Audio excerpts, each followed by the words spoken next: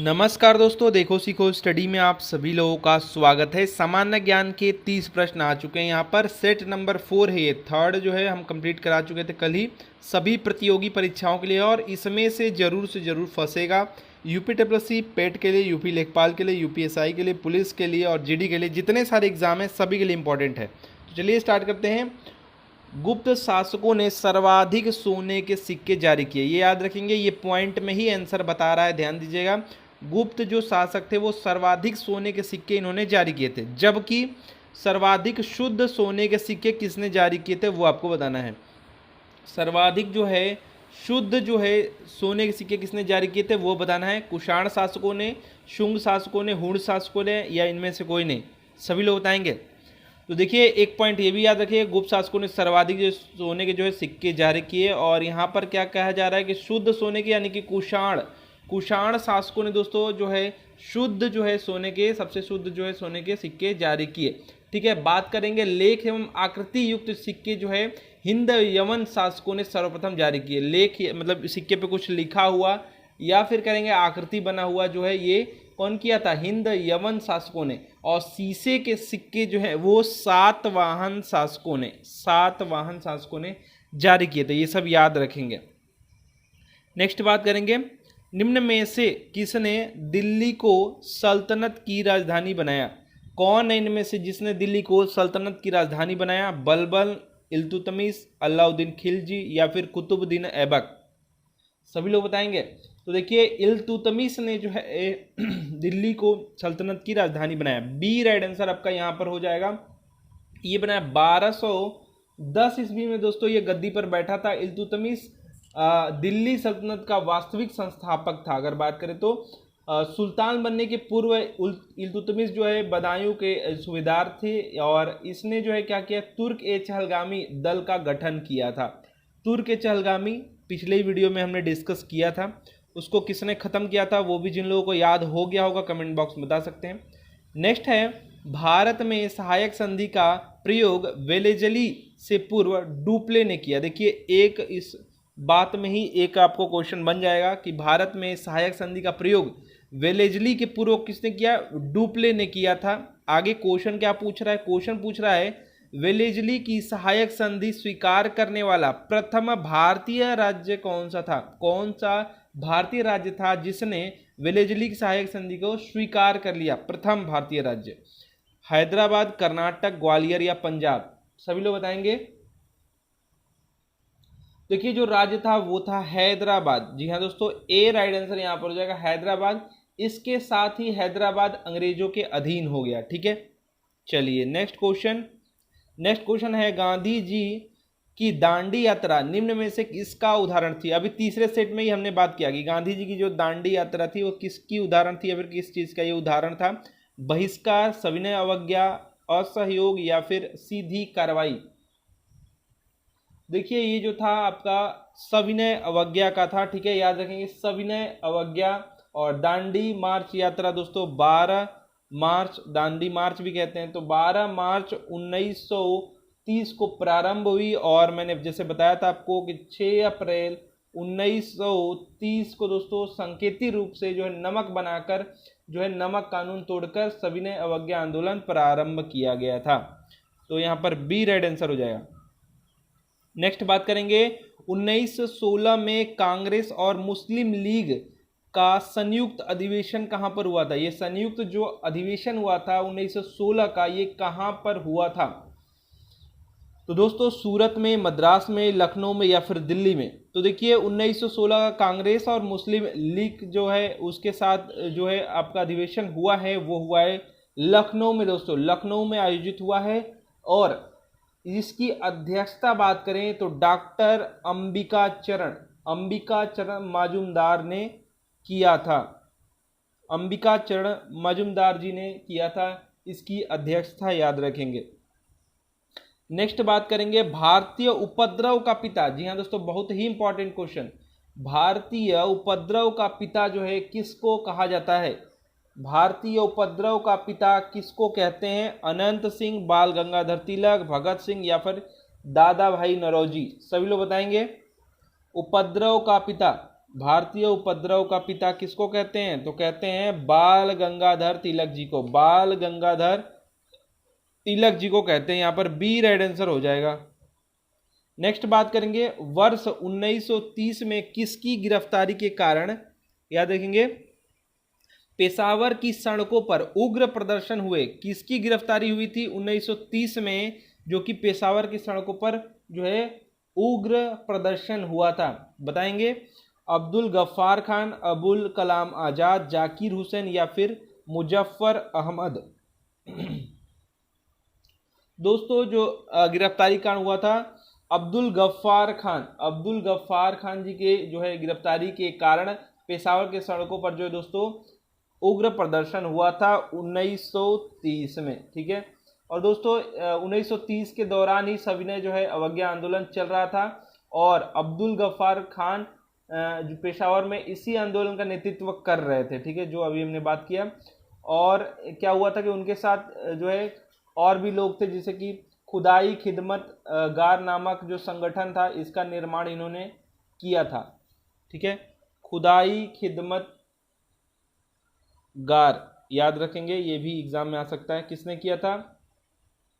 अब्दुल गफ्फार खान जी ने। नेक्स्ट है, वर्ष 1906 में हुए सोंग्राम संगमा के विद्रोह का कारण क्या था? 1906 में हुआ है और सोंग्राम संगमा विद्रोह है, इसका कारण आपको बताना है। ए में बोला गया गुजरात में पाटीदार किसानों पर अंग्रेजों द्वारा थोपे गए भारी लगान के खिलाफ विद्रोह। बी में बताया गया असम में आदिवासियों द्वारा किया गया औपनिवेशिक वन कानूनों का विरोध।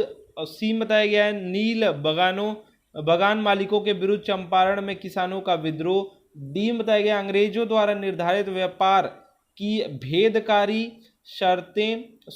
भेदकारी शर्तों के विरुद्ध बंगाल में मुस्लिम व्यापारियों का खड़ा होना। इनमें से कौन सा था कारण, वो आपको बताना है 1906 में जो हुआ था। तो देखिए दोस्तों, ये जो था वो आदिवासियों से संबंधित है। तो असम में जो आदिवासियों द्वारा औपनिवेशिक वन कानून का जो है विरोध था और 1906 में ये था। इस कानून के तहत क्या था, आदिवासियों का वन पर अधिकार छीन लिया गया था, जिसके कारण उनका जीवन कष्टमय हो गया था।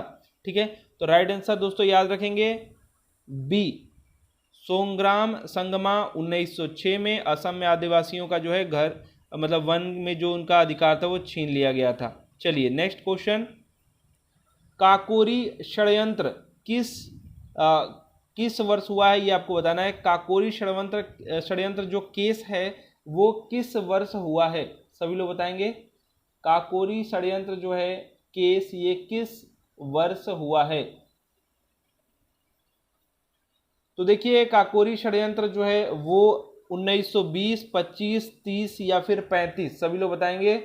1920, 25, 30 या फिर 35, ये हुआ है 1925 में, आप सभी लोगों को याद ही होगा।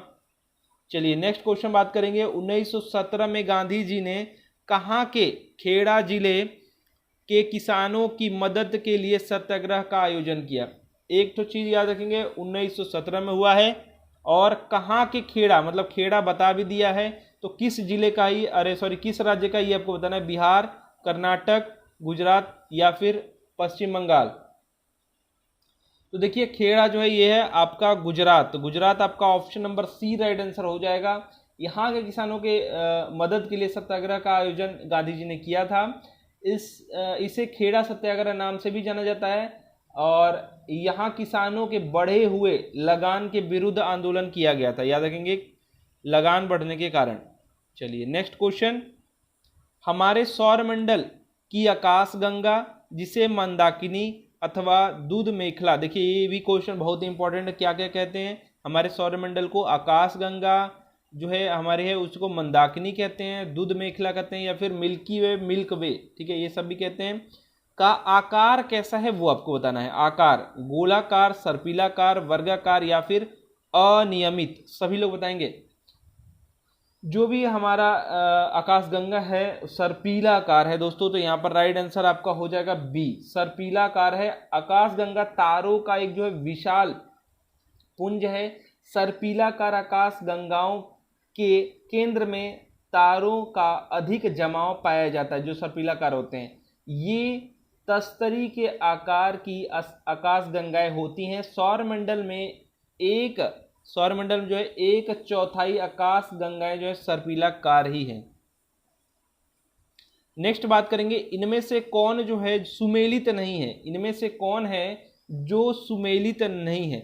ब्राजील धारा, दक्षिण अटलांटिक महासागर, कनारी धारा उत्तरी प्रशांत महासागर, गल्फ स्ट्रीम उत्तरी अटलांटिक महासागर और अगुलहास हिंद महासागर। सभी लोग बताएंगे कौन जो है कि गलत है, ये आपको बताना सुमेलित कौन सा नहीं है। तो देखिए जो कनारी धारा है वो उत्तरी अटलांटिक महासागर की धारा है, तो यहाँ पर उत्तरी जो है अटलांटिक रहना चाहिए, अटलांटिक महासागर की धारा है। यह स्पेन के पास दक्षिण की ओर ये बहती है या फिर प्रवाहित होती है। पुर्तगाल व अफ्रीका के सहारे बहती हुई किनारी द्वीप के समीप ये पहुंचती है। यह धारा अंत में उत्तरी भूमध्य रेखीय जलधारा में मिल जाती है। तो ये वाला जो है सुमेलित नहीं है, यहाँ पर उत्तरी अटलांटिक महासागर होना चाहिए था। नेक्स्ट बात करें, निम्न में से कौन सा राज्य बांग्लादेश के साथ सीमा साझा नहीं करता? कौन सा राज्य इनमें से जो कि बांग्लादेश के साथ जो है सीमा साझा नहीं करता है? मेघालय, मणिपुर, त्रिपुरा, असम या फिर असोम भी पढ़ते हैं। तो देखिए इसका जो राइट आंसर हो जाएगा वो हो जाएगा आपका मणिपुर। मणिपुर जो है दोस्तों ये बांग्लादेश के साथ सीमा जो है साझा नहीं करता है। मेघालय, त्रिपुरा, असम, मिजोरम या फिर पश्चिम बंगाल भी जो है बांग्लादेश के साथ जो है साझा करता है सीमा, ठीक है, मिजोरम में। चलिए नेक्स्ट क्वेश्चन बात करेंगे। अगर बात करेगा कि मतलब मान लीजिए यहाँ पे पूछ दिया कि बांग्लादेश के साथ सबसे लंबी सीमा, तो पश्चिम बंगाल याद रखिएगा। पश्चिम बंगाल जो है ये सबसे लंबी सीमा जो है ये साझा करता है, अगर क्वेश्चन ये बन गया तो। नेक्स्ट बात करेंगे, हिमालयी पर्वत श्रृंखला किसका उदाहरण है? जो हिमालयी पर्वत श्रृंखला है ये किसका उदाहरण है? अवशिष्ट पर्वत का, ब्लॉक पर्वत का, वलित पर्वत का या फिर ज्वालामुखी पर्वत का? सभी लोग बताएंगे। तो देखिए ये जो है आपका कौन सा पर्वत है? वलित पर्वत है दोस्तों, वलित पर्वत, यानी कि ऑप्शन नंबर आपका सी राइट आंसर हो जाएगी। हिमालयी पर्वत श्रृंखला वलित या फिर क्या कहते हैं मोड़दार भी कहते हैं पर्वत का ये उदाहरण है। अगर बात करेगा आल्प्स पर्वत वो भी यूरोप का, और यूराल पर्वत एशिया व यूरोप में ये है, यूरोप में है। या फिर एडीज पर्वत ये जो है दक्षिण अमेरिका का आदि, ये सभी जो हैं आपके कौन कौन से हैं? ये सभी जो हैं वलित पर्वत हैं या फिर मोड़दार। नेक्स्ट बात करेंगे, अंतर्राष्ट्रीय तिथि रेखा क्या है? अंतर्राष्ट्रीय तिथि रेखा क्या है दोस्तों? वो आपको बताना है। यह 90 डिग्री पूर्वी देशांतर है, या 180 डिग्री देशांतर है, या 0 डिग्री देशांतर है, इनमें से कोई नहीं। तो देखिए पृथ्वी पर खींची गई 180 जो है ना डिग्री देशांतर रेखा एक काल्पनिक रेखा है, और अगर बात करें तो अंतर्राष्ट्रीय तिथि रेखा यही कहलाती है, ठीक है। यह रेखा प्रशांत महासागर से होकर गुजरती है, याद रखेंगे। बी राइट आंसर आपका हो जाएगा। नेक्स्ट बात करेंगे, जैसे जैसे अर्थव्यवस्था का विकास होता है वैसे वैसे जीडीपी में तृतीय क्षेत्र, पहला जैसे कृषि हो गया, दूसरा आपका जो कल कारखाने लगते हैं औद्योगिक, तीसरा आपका सेवा वाला होता है, ठीक है। ये बोला एक तृतीय जो क्षेत्र है का अंश क्या होता है? घटता है फिर बढ़ता है, फिर बढ़ता है, स्थिर रहता है। बताएंगे क्या होता है? तो दोस्तों तृतीय क्षेत्र का जो अंश है वो क्या होता है? बढ़ता है। Option number C right answer हो जाएगा। वर्तमान में भारत भी इस अवस्था से गुजर रहा है। इस समय भारतीय अर्थव्यवस्था में तृतीय क्षेत्र का अंश भी सर्वाधिक है, ठीक है, बढ़ता है तृतीय क्षेत्र में, सेवा वाला। नेक्स्ट बात करेंगे, कीमत स्वीकारक फर्म की औसत संप्राप्ति बाजार कीमत से कितनी होती है? वो आपको बताना है। से आधी, के बराबर, या फिर से दोगुनी, से कम। बोल रहा है कि कीमत स्वीकारक फर्म, ठीक है, की औसत संप्राप्ति बाजार कीमत से कितनी होती है, से आधी, के बराबर, से दुगनी या से कम। तो दोस्तों उसका जो है क्या होता है, बराबर होता है, बराबर होता है, ठीक है। राइट आंसर दोस्तों आपका हो जाएगा बी। नेक्स्ट बात करेंगे, निम्नलिखित में से कौन लॉरेंस वक्र द्वारा मापा जाता है, क्या चीज मापते हैं, ठीक है, लॉरेंस वक्र द्वारा कौन सा इसमें से मापा जाता है, अशिक्षा को, बेरोजगारी को, जनसंख्या वृद्धि दर को, आय विषमता को। लॉरेंस वक्र द्वारा मापा जाता है दोस्तों आय विषमता को, आय की विषमता को जो है लॉरेंस वक्र द्वारा मापा जाता है। यह वक्र निरपेक्ष समता रेखा के जितने नजदीक होगा आय की विषमता उतनी ही कम होगी। इस वक्र का जो विकास है वो ओ लॉरेंस द्वारा 1905 में किया गया था, याद रखेंगे, ओ लॉरेंस, इसीलिए उनका नाम पे पड़ा है, ठीक है, लॉरेंस वक्र, आय विषमता। नेक्स्ट बात करेंगे, कौन से फर्म की लागत शून्य हो अथवा केवल स्थिर लागत हो, संतुलन में पूर्ति की मात्रा को उस बिंदु द्वारा दर्शाया जाता है जिस पर औसत संप्राप्ति शून्य होती है। पूर्ण प्रतिस्पर्धा, एकाधिकार, अल्पाधिकार या फिर एकाधिकार स्पर्धा, सभी लोग बताएंगे। तो देखिए इसका जो राइट आंसर हो जाएगा पूर्ण प्रतिस्पर्धा, ठीक है। पूर्ण प्रतिस्पर्धा जो है फर्म की लागत शून्य हो अथवा केवल स्थिर लागत हो तो संतुलन में पूर्ति की मात्रा को उस बिंदु द्वारा जो है दर्शाया जाता है जिस पर औसत संप्राप्ति शून्य होती है। अतः यहाँ पर राइट आंसर कौन हो जाएगा, पूर्ण प्रतिस्पर्धा संतुलन की पूर्ति, ठीक है। तो राइट आंसर आपका ए हो जाएगा। नेक्स्ट बात करेंगे, कौन परिवर्तित आगत तथा निर्गत से संबंधित है। ऐसी स्थिति में जब अन्य सभी आगतों को स्थिर रखा जाए, कुल उत्पाद, औसत उत्पाद, समान मात्रा या फिर दीर्घकाल, सभी लोग बताएंगे कौन है जो कि परिवर्तित आगत तथा निर्गत से संबंधित है। ऐसी स्थिति में जब अन्य सभी आगतों को स्थिर रखा जाए, तो दोस्तों कुल उत्पाद, यहां पर राइट आंसर आपका हो जाएगा ए। चलिए नेक्स्ट क्वेश्चन, संविधान की प्रस्तावना में उल्लेखित निम्न शब्दों का सही क्रम क्या है। शब्दों का सही क्रम दोस्तों आपको यहां पर बताना है। समाजवादी है, प्रजातांत्रिक है, सार्वभौमिक और यहां पर आपका धर्मनिरपेक्ष है, ठीक है। तो कौन सा यहां पर जो है आपका सही क्रम है, 3 1 4 2 या फिर 3 4 1 2 3 4 2 1 4 1 3 2, सभी लोग बताएंगे।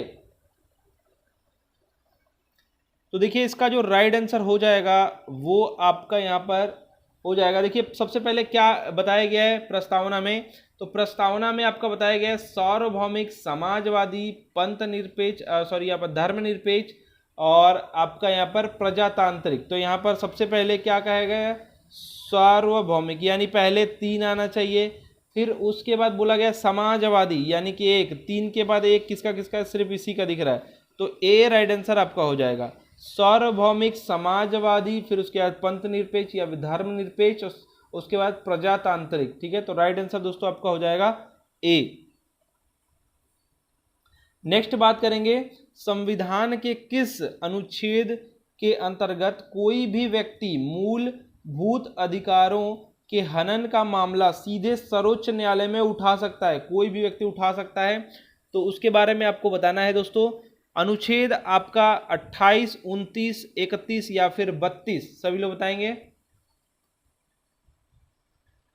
तो देखिए दोस्तों इसका जो राइट आंसर हो जाएगा वो हो जाएगा अनुच्छेद 32 जो है आपके इंपॉर्टेंट का है। और आपका कोई भी मूल अधिकार या मूलभूत अधिकार जो है हनन करता है तो सीधे आप सर्वोच्च न्यायालय में इसका मामला लड़ सकते हैं, या फिर उसका रक्षक भी कह सकते हैं कि आपके मूलभूत अधिकारों का जो रक्षक है वो सर्वोच्च न्यायालय है, ठीक है, उठा सकता है। और इसमें आप एक और चीज़ याद रखेंगे, अनुच्छेद 32 को ही जो है संवैधानिक उपचारों का जो है अधिकार कहा गया है। और इसको ध्यान दीजिएगा, इसको डॉक्टर जो है भीमराव अंबेडकर जी ने जो है संविधान का हृदय और आत्मा कहा है। इसको बहुत ही इंपॉर्टेंट है, याद रखेंगे। नेक्स्ट बात करेंगे, भारत के संविधान में संघीय शब्द का प्रयोग कहाँ हुआ है। संघीय शब्द का प्रयोग जो है वो कहाँ पर हुआ है ये आपको बताना है, ठीक है। प्रस्तावना में, भाग 3 में, अनुच्छेद 368 में, या फिर संविधान में कहीं नहीं। देखिए दोस्तों, यूनियन की बात मतलब कि संघ की बात हुई है, संघीय की बात नहीं हुई है, तो यहां पर राइट आंसर आपका डी हो जाएगा। भारत में कहीं भी दोस्तों फेडरल जो है ये वर्ड यूज नहीं हुआ है, ठीक है, कहीं भी नहीं हुआ है, तो संघीय नहीं है, यूनियन का हुआ है, संघ वर्णित किया गया, ठीक है। राइट आंसर दोस्तों आपका डी हो जाएगा। नेक्स्ट बात करेंगे, भाषाई आधार पर राज्यों का पुनर्गठन कब किया गया। भाषा के आधार पर, ठीक है, 1958, 56 या फिर 50 या फिर 48, सभी लोग बताएंगे। तो देखिए दोस्तों, इसका जो राइट आंसर हो जाएगा वो हो जाएगा बी, भाषाई आधार पर दोस्तों पुनर्गठन जो है 1956 में किया गया। इसके आधार पर 14 राज्य एवं जो है 6 संघ शासित प्रदेशों का गठन किया गया दोस्तों। और भाषाई आधार पर बनने वाला पहला जो है वो आंध्र प्रदेश राज्य है, ठीक है, एपी, आंध्र प्रदेश राज्य, याद रखेंगे, बी राइट आंसर हो जाएगा। नेक्स्ट बात करेंगे, वह परिवर्तन जिसमें कोई नया पदार्थ जो है नहीं बनता है क्या कहलाता है, ठीक है। भौतिक परिवर्तन, रासायनिक परिवर्तन, जंग लगना, या फिर यशद लेपन। यशद लेपन या फिर गैल्वीकरण तो आपको समझ में आ ही चुका होगा। तो यहाँ पर जो है कोई भी मतलब नया पदार्थ नहीं बन रहा है तो उसको कहेंगे भौतिक परिवर्तन। भौतिक परिवर्तन कहलाता है, जैसे जल का उबलना, आइसक्रीम का पिघलना आदि, ये सब भौतिक परिवर्तन के उदाहरण हैं। नेक्स्ट बात करेंगे, मानव हृदय का दाहिना भाग कैसा रक्त प्राप्त करता है। दाहिना जो भाग होता है मानव हृदय का वो कैसा जो है रक्त प्राप्त करता है, शुद्ध, अशुद्ध, मिश्रित, या इनमें से कोई नहीं।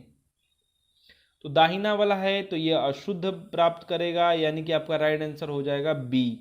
मानव हृदय के इस भाग में उच्च जो है महाशिरा एवं निम्न महाशिरा द्वारा शरीर का जो है अनाक्षीकृत जो रक्त होता है वो मानव हृदय तक 4 कोष्ठीय में होता है, ठीक है। यहाँ पर दोस्तों आपका जो है क्या हो जाएगा, अशुद्ध वाला हो जाएगा। ये प्राप्त करता है कौन सा, अशुद्ध, फिर आकर के हृदय में शुद्ध होता है। नेक्स्ट बात करेंगे, द्रव चालित लिफ्ट किस सिद्धांत पर कार्य करता है। द्रव चालित जो लिफ्ट होता है वो किसके सिद्धांत पर कार्य करता है। न्यूटन के सिद्धांत, पास्कल के सिद्धांत, आर्किमिडीज के सिद्धांत, या फिर जूल का सिद्धांत, सभी लोग बताएंगे। सभी लोग बताएंगे। ये जो काम द्रव चालित लिफ्ट की बात हो रही है, यहाँ पर जो लिफ्ट की जब बात हो रही है तो पास्कल का सिद्धांत, ये दाब से चलता है, ठीक है। तब ये आपका पास्कल के सिद्धांत पर दोस्तों जो है कार्य करता है। इस सिद्धांत के अनुसार किसी बर्तन में बंद द्रव के किसी भाग पर आरोपित बल द्वारा सभी दिशाओं में समान परिमाण से संचालित कर दिया जाता है, ठीक है। तो राइट आंसर दोस्तों आपका यहाँ पर क्या हो जाएगा, बी हो जाएगा। आर्किमिडीज का सिद्धांत कब लगेगा आप कमेंट बॉक्स में बताएंगे।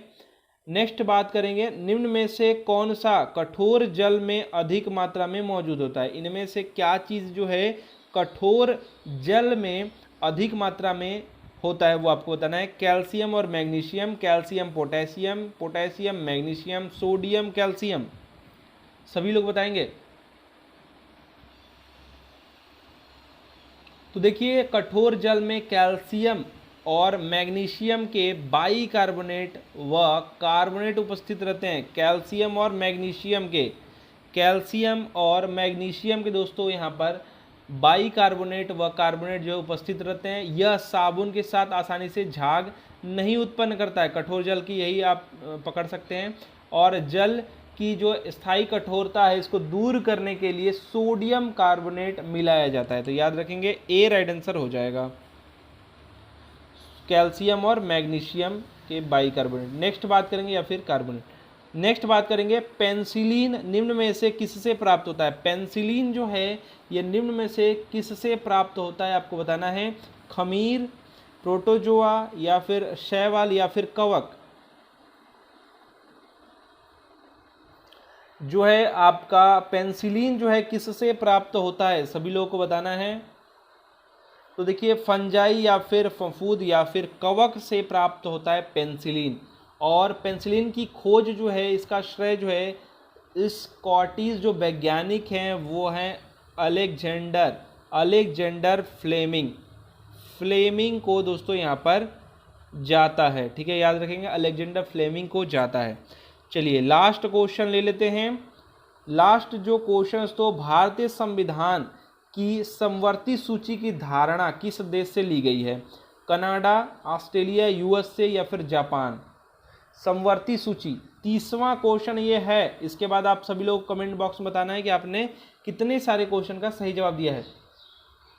तो समवर्ती सूची जो लिया गया है वो ऑस्ट्रेलिया से दोस्तों यहाँ पर संविधान में ली गई है। और 7वीं अनुसूची के अंतर्गत आप जानते हैं कि संघ सूची और आपकी राज्य सूची और समवर्ती सूची का उल्लेख है।